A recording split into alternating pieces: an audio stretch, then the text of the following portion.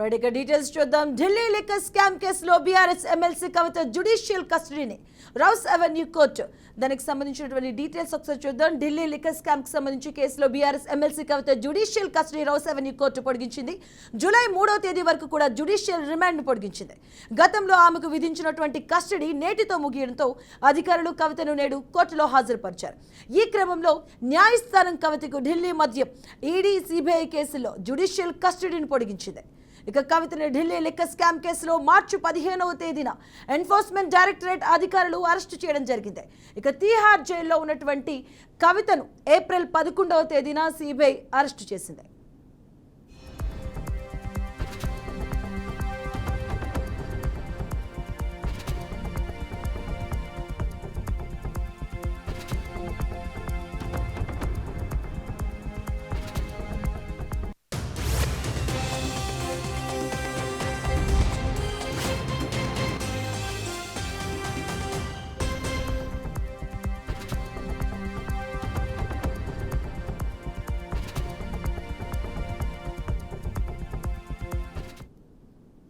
Delhi liquor scam కేసులో BRS MLC Kavitha judicial కస్టడీని rows Avenue court పొడిగించడం జరిగింది. July 3వ తేదీ వరకు జ్యుడిషియల్ రిమాండ్ పొడిగించింది.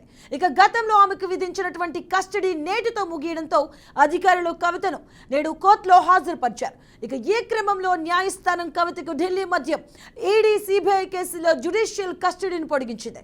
కవితను ఢిల్లీ లిక్కర్ స్కామ్ కేసులో మార్చి 15వ తేదీన ఎన్ఫోర్స్మెంట్ డైరెక్టరేట్ అధికారులు అరెస్ట్ చేయడం జరిగింది. ఇక తీహార్ జైల్లో ఉన్న కవితను ఏప్రిల్ 11వ తేదీన సిబిఐ అరెస్టు చేసింది.